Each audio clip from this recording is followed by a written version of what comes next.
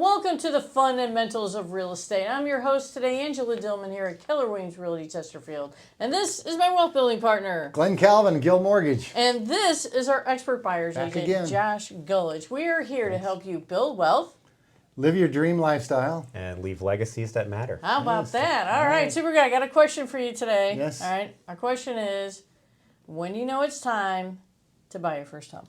Yeah, great question. How do you know when it's time? Yeah. Yeah? All right, super good. So today we have our expert buyer agent, Josh. He's been selling for 10 years.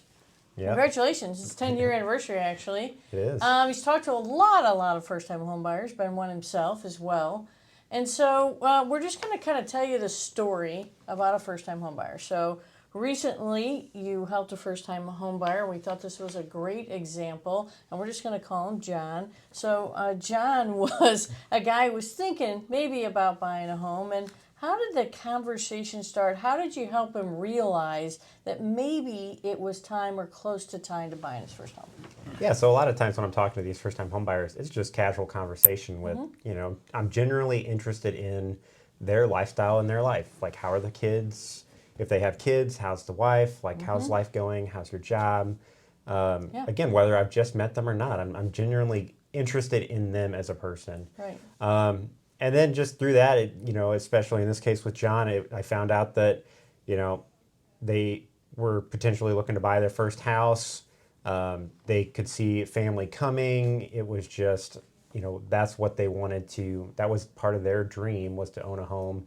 But I could tell through, and it was actually a couple conversations with him, it didn't seem like any strides were being made towards buying that home. So that's a great question on why, when are you ready? Yeah, because sometimes it may feel, a little overwhelming or a little daunting? Yeah, stressful. And so I just started to dig deeper with John and was just talking to him about like, hey, it's not that hard. I can help, as much as I can be a guide for you, people do need to self-discover, and they need to see, some people need to see the steps and where they're going.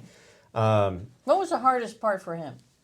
I think it was, again, probably the numbers aspect of it. Again, there's a lot of moving pieces. And so my suggestion was to get a loan scenario from Glen, and that helped come up with, and Glen can talk about that in a minute, but that helped come up with some numbers for us that really made the process kind of gives you a easier. reference point, somewhere to start from. Yeah. Right, so clarity. So we really didn't have any clarity, really. And a clarity or a lack of clarity, we have a saying in our bowl class called clarity is power. And it really is. It's very empowering. So you're saying he just didn't have clarity on his numbers, or maybe even what kind of house he could buy, maybe, right? Yeah, it wasn't as much about the house. It really was driven around, was credit score good enough? There were some questions around the escrows. Oh, this is interesting. This is a really interesting conversation. So he was like punching some numbers on his own, right? You can do your own research online, right? Yeah. And so he was probably doing a little research online, it sounds like, and he was punching his own numbers. What number punching mistake did he make? Yeah, so buyers, the numbers can be a little confusing if you don't do this every day. And there are guides and templates online to help you, but you can still make a simple mistake. And that's what had happened is he had his number on his monthly payment close. He was still off, and it turned out to be better than he had it worse in his mind, which most buyers overestimate. But he was also taking into account taxes and insurance, which you set aside in escrow. But then he was also in his mind thinking that he has to pay them as a part of like utilities every year. At the end of the year, he has to pay the taxes and insurance. So he was double adding taxes and insurance, which would make any buyer really hesitant to buy a home. Right. So when we say escrow, we just mean that your taxes and insurance are part of your monthly payment. I like to say it's a forced savings account. So the lender is going to take the money for the tax and insurance. They're going to collect it from you, put in a little imaginary bank account on your behalf, and then they'll pay the taxes and insurance out of that. Right. So what he was doing was, hey, my payment of let's say $1,200 a month includes taxes and insurance, and then adding, I got to pay these at the end of the year again myself, $2,000 to $3,000 bill. So it's very easy to make some number mistakes, which he did, and until he got to Glen, he didn't really get clarity on that, right? Yeah. So clarity is power. What other things helped him with clarity? Right, because it sounded like on this case he had a lot of options. he was like weighing a lot of options. Right. So let's just say you're weighing a lot of options. Should I rent? Should I lease purchase? Should I, whatever? And how did that kind of confuse? Yeah, the so issue? he was actually in, or they were actually in a very good spot. They could kind of go do whatever they want. They just didn't have a very formulated plan. So, this is where I really noticed that things were out of order, because he would mention pieces of a plan that, let's just say that's following plan A. So he'd mention Right. pieces of plan A, but then he would bring up some scenario that would be more like a plan B. And you can't have scenarios from A and B go together, because they're completely different paths to get you to a home. And again, each one could be right, but they never go together. So you wouldn't use this piece of plan B with plan Right. A. Okay. So I just, Gotcha. we did a little bit of digging deeper into that as well. Okay, and so what did he? So there's some of the mentals that was what we're talking about is the roadblocks to making your first step. Yeah. So credit. What did he think his credit was like good enough? Did he have credit? Did he have credit issues? Or Yeah, past so- credit issues that kind of slowed him down. Yeah, so actually it was probably the first time in a while. I think it was both. So at one point he thought his credit wasn't good enough, which it was, but it also wasn't as good as it could have been, because what lenders look at and what you can see on Credit Karma are completely different numbers. Right. That's Right. people get that mixed up all the time. The one for the tri-merge mortgage credit report that we use is different than that consumer credit report that you get with Credit Karma or free credit report. It's a different, Totally different. Yeah, it's a different scenario. It's a different algorithm. It's usually a little bit lower than that score. Not always, but usually is a little Right. bit lower. Yeah, and through talking with Glenn, we were able, at the end, obviously it all worked out, we were able to make the rate, between paying off, I think, a little bit on a credit card, on getting a credit raise. We were able to do some tricks of the trade, and Yeah. he actually got the best possible rate per credit score, so we were able to bump his credit score up just enough to make it, really Yeah, beneficial. people So think it was that a score little is bit- static. We can change it Right. and you can move it. You can be very So proactive. don't be intimidated, No. right, by past credit mistakes, thinking that's going to hold you up right now. I remember one other thing that was really common is how much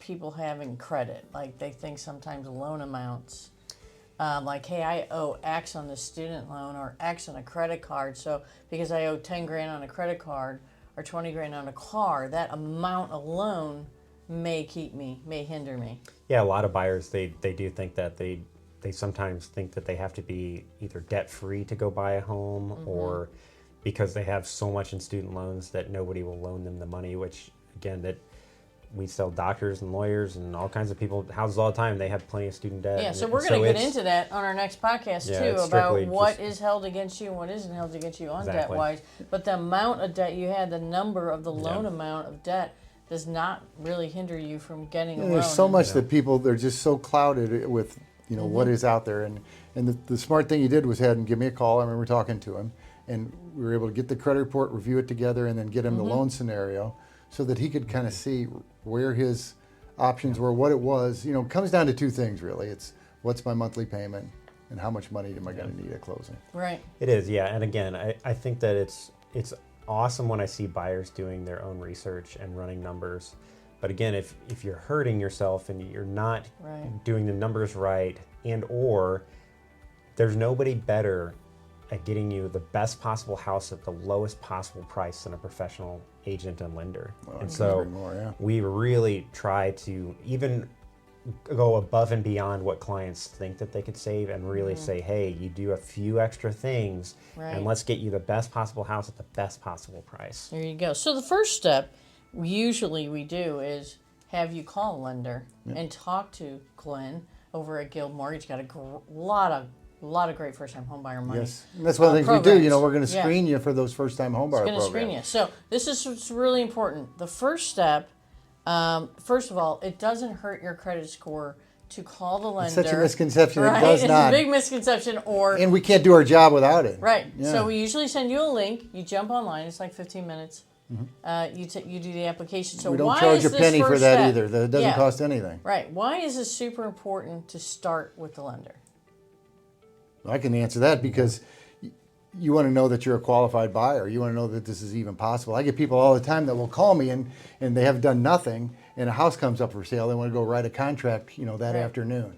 It Right. takes a little bit more time to get qualified to make sure. Again, reviewing that credit report to make sure that you're using credit wisely, looking at the debt to income ratios that you Okay, you but could afford this why payment. the very first step though? The very first step is, am I qualified Exactly, to yeah. buy a Right. house at a monthly payment that I am comfortable with? Right. That's why this step is so important. You're wasting everybody else's Josh, time. home Right. buyers just like, hey, I want to buy a Right. $300,000 house, but they're only qualified for $250,000. Or, And I don't think hey, they'll even I let think you I'm see a only house. qualified for Yeah. $250,000, but the monthly payment you just told me I could handle is really $300,000, Yeah. and they didn't know it, Right. right? So, can I qualify for a monthly payment that I'm comfortable with? That is the very, very first step, and why calling the lender first is super important. What's another reason why calling the lender is very important first? To me, Cash, right? of course, that's one of the two things. What's my monthly payment? How much money am I needing How for much closing? money do I need? And how many to go people buy think a they have to house? have 20% to put down? Where Right, and they don't. No. And these first-time homebuyer programs amazing. can help you, right? Cash. you can get, right? yeah, the MHDC will give you 4% of the sale price as a gift. Now, there's a lot of strings with that. We've got the USDA loans, the VA loans that don't require. Yeah.